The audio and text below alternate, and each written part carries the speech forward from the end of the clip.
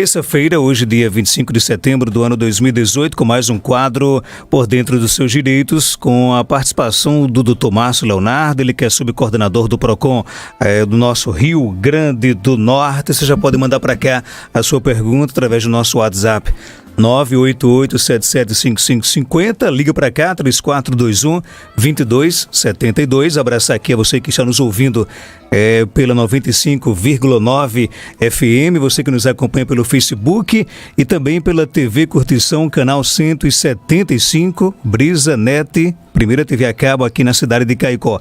Doutor Márcio, seja bem-vindo aqui ao nosso Panorama 95, bom dia. Bom dia, Marcos, bom dia a todos os ouvintes do Panorama 95. Olha, nós temos aqui muitas perguntas que ficaram da semana passada, né? A gente não gosta aqui jamais de deixar os nossos ouvintes sem resposta, né? Deixa eu trazer aqui para você, agora sim, o José Márcio, ele perguntou na semana passada, para quem paga aluguel, quando o dono do imóvel pede para entregar o imóvel, quanto tempo eu tenho direito para entregar? E é preciso pagar esse tempo de direito? Olha, Marcos, a alocação ela não é direito do consumidor, certo?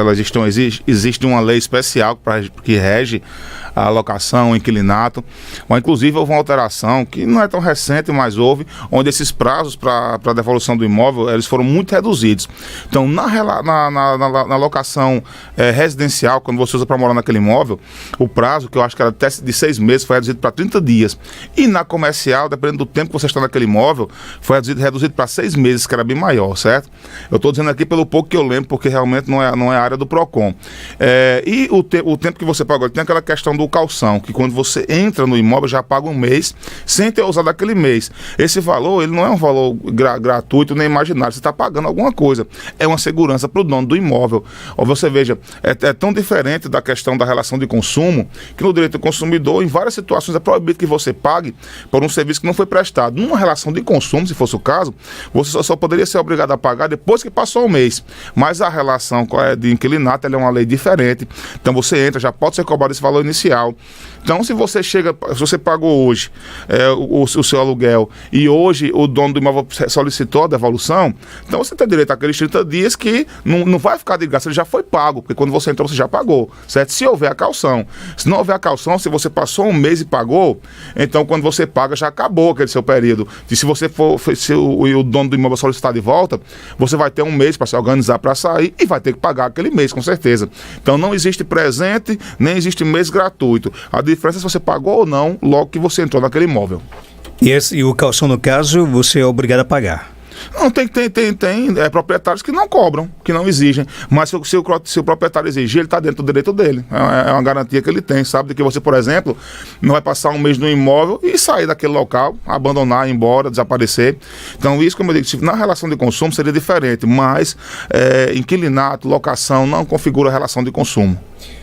Qual é a garantia, por exemplo, de uma mercadoria que está no mostruário da loja? É a mesma garantia de um produto que está no estoque, por exemplo? Marcos, olha, o produto de mostruário, o produto avariado, até o produto usado, todos têm garantia, certo? O produto que está no mostruário, às vezes ele perde um pouco a coloração, porque toma sol, ele pode ser vendido até de forma promocional.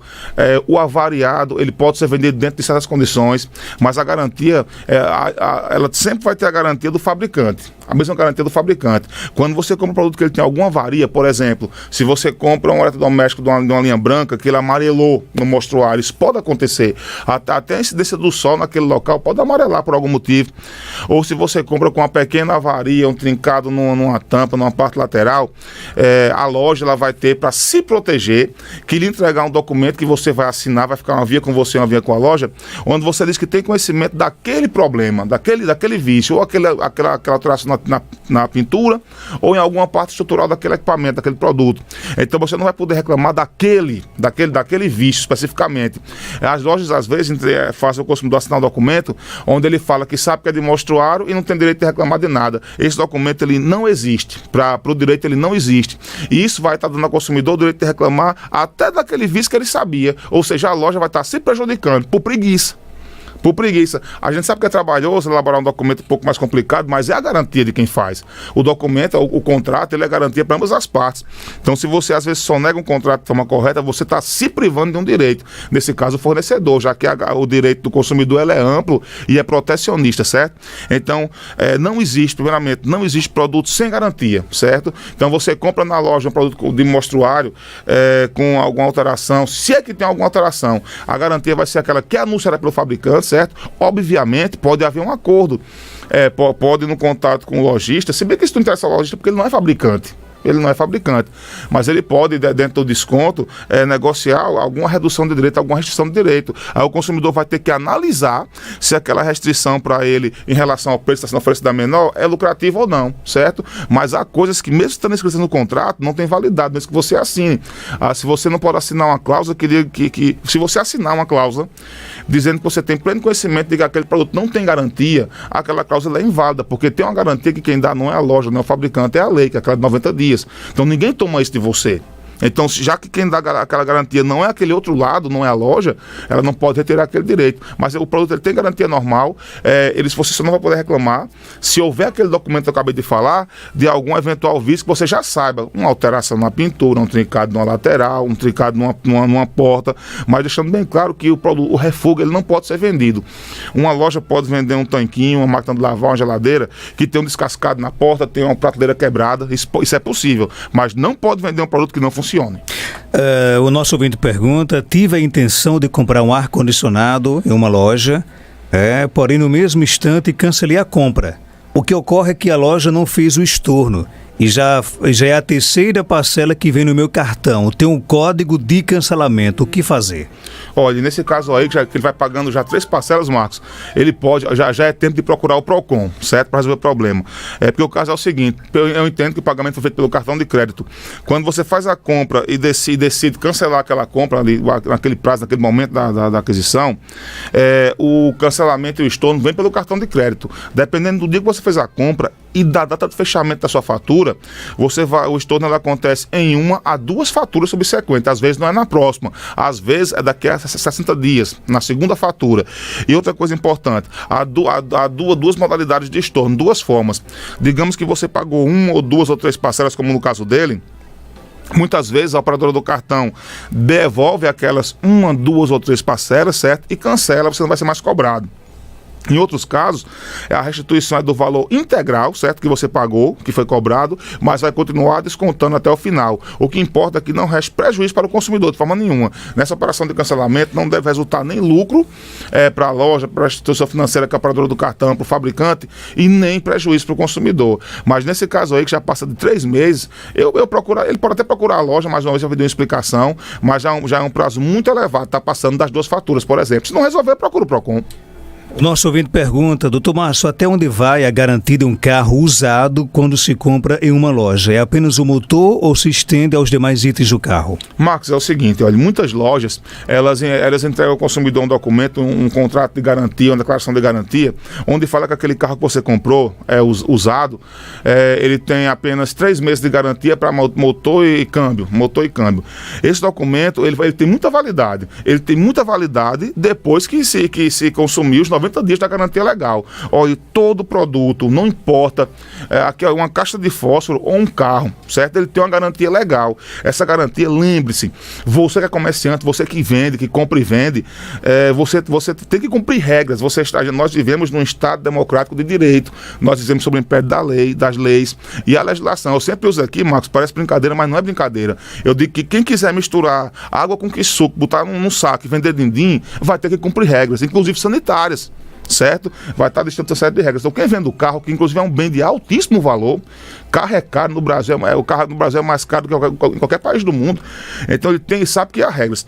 Então, quando você vende um carro, ele tem uma garantia total, integral, de 90 dias para qualquer peça, qualquer parte daquele veículo. Aí pode haver a questão da avaria. O dono da loja, o dono que está vendendo aquele carro, ele pode dizer: olha, esse carro tem um problema na maçaneta, esse carro tem um problema no motor de partida, esse carro está com um problema na ignição. Você pode reparar, o custo é tanto, e ele pode negociar o valor com o consumidor. O que não pode acontecer é o consumidor ser enganado, comprar um carro cheio de gambiarra, cheio de peça amarrada, ou às vezes ter uma peça ruim já usada, que quem vende sabe que vai durar pouco. Você comprar um carro e depois de 15 dias, um mês, 2 meses, bater o motor do carro, como já aconteceu, são vários casos aqui no Procon em Caicó. Isso pode configurar até um crime de fraude, um estelionato. Certo? Porque quem vende, ela está se solidarizando com aquele vício. Quem vende muito carro, pode inclusive comprar um carro com defeito e vender sem nem saber, mas na hora que você vende, você está assumindo responsabilidade, certo? Então o carro, ele tem uma garantia total de 90 dias para qualquer parte, a não ser que tenha esse documento onde o consumidor reconhece, assina, declarando que sabe que tem certo vício e daquele problema não pode reclamar. E se houver esse documento onde fala que tem a garantia de 3 meses ou 6 meses para motor e caixa de marcha, o câmbio do carro, essa garantia, ela é suplementar, é complementar a garantia legal. Vai começar a contar a partir do dia 91. Ok, tem uma pergunta aqui que está um pouco da questão do consumidor, mas vamos tentar ajudar aqui o nosso ouvinte. Ele conta que trabalhou 1 ano com uma pessoa e saiu, mas foi ele que foi demitido, né? Pediu um dinheiro por tempo de serviço, aí ele tem direito ou não a esse dinheiro? Tem, mas não vai ser pedindo. Ele vai ter que procurar realmente o Poder Judiciário, ele vai ter, eventualmente, que consultar, Marcos, um advogado da sua confiança.